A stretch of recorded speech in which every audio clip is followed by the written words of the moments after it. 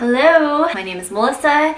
A lot of people ask me how I have so much money to travel, and the funny thing is I don't have a lot of money to travel. I wanted to share my advice and tips on how to save money and budget for a backpacking trip. Tip number one. The first tip I would say is the reason I am able to travel is because I had a really good relationship with my employer. I was a hardworking employee and I was never late. I covered people's shifts if I was able to, and I was someone who was always reliable. I feel like that in turn comes back to me later on when I'm asking for vacations and things like that. Then my employer is like, you know, you were a good worker and you've done all these, so yes.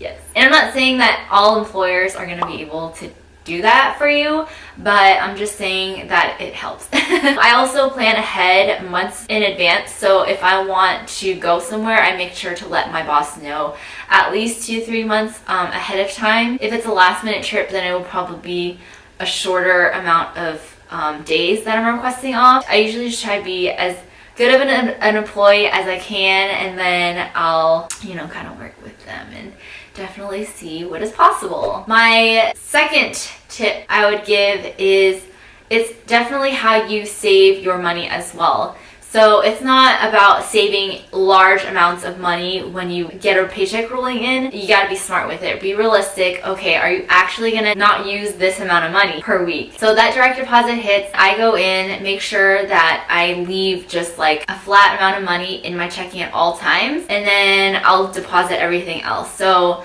say, I know my expenses are gonna be including my rent and my bills, food, things like that, and then I kind of gauge how much roughly I'm gonna need. Usually I do a little bit more just to be safe.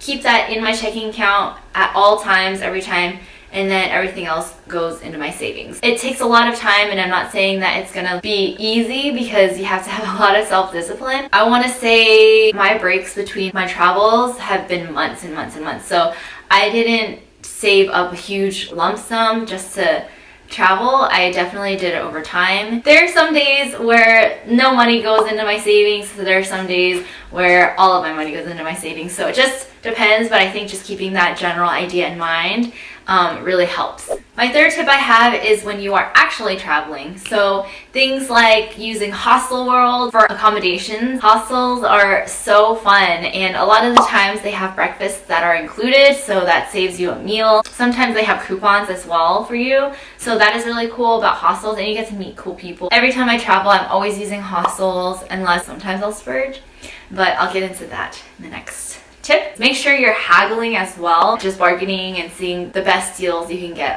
that'll take you a long way. My fourth tip is to find the best deals when you're booking flights. What I use is Google Flights, and I love that it's so convenient because you can just type in where you want to go, and then it'll search all of the airlines for you, and then it'll also put in different times and your layovers, connecting flights, things like that. So it does all of the work for you. It'll even show you what the best deals are when it comes to which countries to go to. So sometimes if you don't even know where you want to go, but you just want to go somewhere, it'll kind of tell you like from your destination to the next destination will be X amount of money, which is really awesome. I've used it, and that's how I ended up in London because I just found that it was a good deal. Google Flights is really convenient. I would always suggest to book on Tuesdays and book at least 6 weeks in advance. So don't wait until the last minute because obviously price is going to be higher. When I book flights, I also don't choose a seat, so they'll assign me a seat. I don't really care,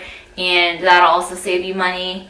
When you go into the actual airport that day of check-in, sometimes they'll even ask you like where you want to sit, and they'll ask you your preference, and then I always say window seat, and they'll be able to hook it up with me, so I don't have to worry about paying for a seat and knowing where my seat is because it doesn't really matter. But that's only when I'm traveling by myself, so if you're traveling with someone else, it might be a little trickier, but even still, book together, and then your seats will most likely be together as well. Also, knowing what airlines to fly to. When I'm traveling within the States, I like to travel with Southwest Airlines or Alaska Airlines because I find that they have the best deals. But when it comes to flying like straight to the East Coast or somewhere further, then I usually do, I don't know, what do I usually fly? Things like Spirit Airlines. I know WOW Airlines is really cheap.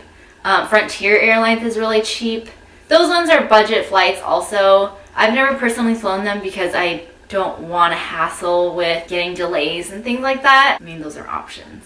You know, those are cheap too. But also keep in mind that cheaper flights are going to have more layovers. If you're traveling overseas, that happens most of the time where you have layovers for a really long time, so try to choose the best layovers. Sometimes if you have a long enough layover, like a 12-hour layover or something, they'll let you travel outside of the airport, so definitely do your research with that. When I was coming home from my Asia trip, I had a 12-hour layover in Korea, and I was actually super excited about that because I was able to go out of the airport, explore a few sites, come back, shower and everything, and it was an awesome experience, and it didn't even feel like it was a layover because I got to explore, so it was an extra day. I really enjoyed that. So just keep in mind, be smart with your flights and know which airlines and which layovers that are worth having. My fifth tip I have is to budget daily. So when I'm on a trip, say for instance when I was in Asia for 6 weeks, I knew in my mind that I wanted to save at least $1,000 per month. That's roughly like $1,500 for 6 weeks. I know that sounds like very little. $1,500 definitely goes a long way in Asia. Of course, each day is gonna vary and it's gonna fluctuate, so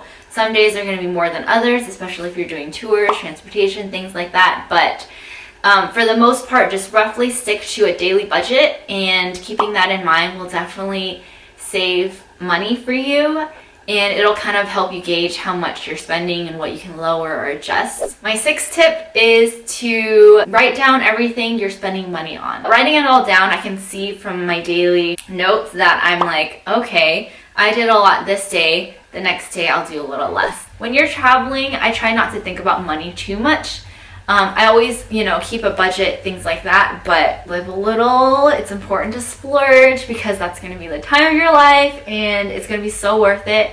So you have to really know what you are willing to spend money on and what you're not willing to spend money on before you go on a trip, so that you have that idea in your mind that you're just not going to go wild. So those are my tips for how to save money and budgeting. I hope that it helps you.